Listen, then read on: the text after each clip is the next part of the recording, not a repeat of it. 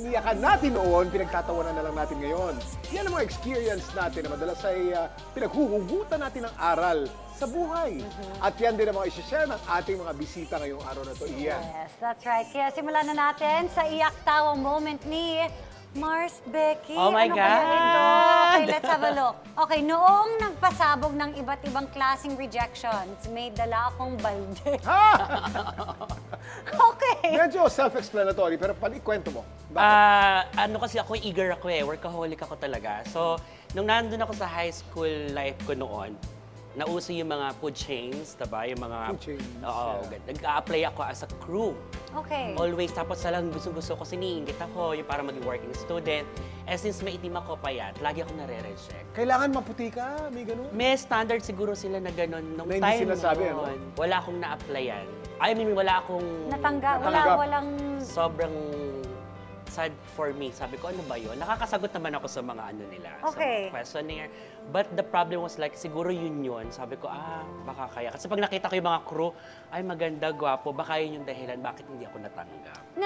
Natanong mo sila? Hindi ko na tinanong kasi feeling ko mas masasaktan pa ako eh. Baka sumagot sila, you deserve it. Charot.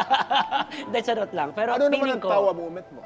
ang tawa moment ko naman is that, yung mga ganung pangarap ko lang na simple, sobra-sobra yung dumating. Hindi mo akalain magiging Beki Velo ko. Hindi ko akalain talaga. Na even on the limelight na nandito ko, hindi ko, natatawanan ko na lang, kaya nyo hindi ko tinanggap kasi artista ako ngayon.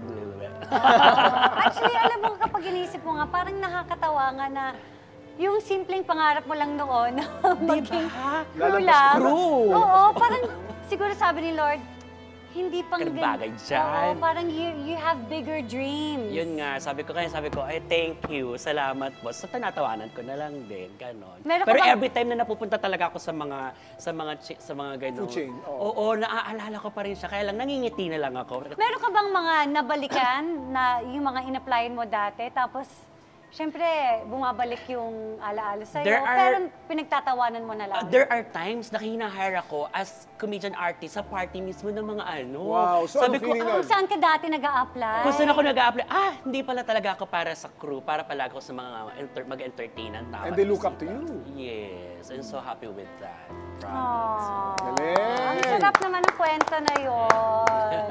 Eto naman, makiyak tawa naman tayo kay Pars Adi. Wow, Sa imo. sobrang Parang di naman lakas ng nakakaiyak yung virus, post. Sa sobrang lakas ng virus, akala ko katapusan ko na. Tinamaan ka ng COVID. Yes, so this is the moment, well, I'm coming out. Wrong, sorry. Are you coming out, Adi? Oh my God! Parang pareho na kayo? Iba yun, ha? Mali yung start. Ang ibig ko sabihin, ito yung unang beses na that I'm I-admit. talking about COVID kasi di alam ng parents ko na nagka-COVID ako. Oh, tinago mo sa kanila? Yes, because syempre dahil mag-isa ako dito sa Pinas, ayaw ko na sobrang worried sila para sa Mag-alala akin. sila. And really sad to say this, but one of my aunts, she passed away because of COVID. Especially since naranasan na nila isang death. Namamatayan. Oo. I didn't want to, make them super... Praning. Of Paranoid. course, they will not sleep. My mom will not sleep. Yeah. I know Gaano that. katindi yung COVID na tumama sa'yo? Was it severe COVID? Okay, so yung nangyari sa akin, parang super weird kasi sa simula, hindi siya masyadong serious. Pero sa isang gabi, nakatulog lang ako tapos nabigla may chills ako dahil sa lagnat. And then gusto ko lang umihi so I went down sa CR and I suddenly fainted. And then when I fainted, I was trying really hard to get up. I was trying to reach for water kasi parang yung pakiramdam ko ay na-dehydrated ako dahil sa lagnat. And I'm trying to reach the water pero hindi ko talaga kaya. Grabe yan, ano? Kahit super, naubos ko yung buong lakas ko para sa tubig pero hindi ko talaga kaya. So my last option was to shout for her and I was shouting like, Barbie, Barbie! And then luckily, after ilang beses na natawagan ko siya, she woke up and she came and she took care of me.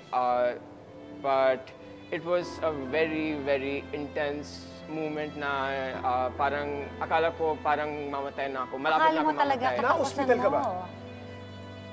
So that's the time na iniisip namin kung kailangan ba mag-hospitalize. Kasi I just woke up. But then, after half an hour, maging okay ako. And meron ako oximeter and okay yung Oxygen mo. oxygen level ko. So we were like, maybe no need. So, gumaling ka sa bahay. Kailan nangyari to?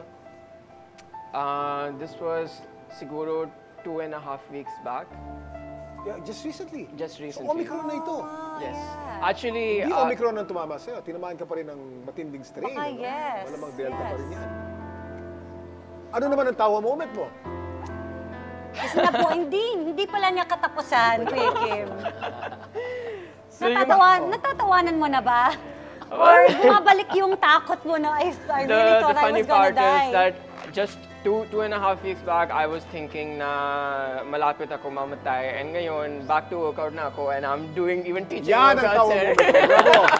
But then, Nice one. I would still advise the viewers to not take COVID lightly Lightly. because meron ako mga friends na parang wala lang para sa kanila. But depende yun sa, hindi sa immunity mo, depende sa tao. Kasi kahit super fit ako, super malakas din yung impact Tama ng COVID sa'yo. sa akin. So, you know, you should Yeah. really not get it intentionally.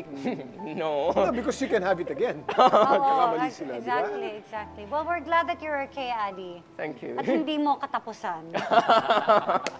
Still alive. Still alive. Going Still for that alive and Filipino kicking. citizenship. Oo. Thank you for sharing, Adi. Salamat, Becky. Man.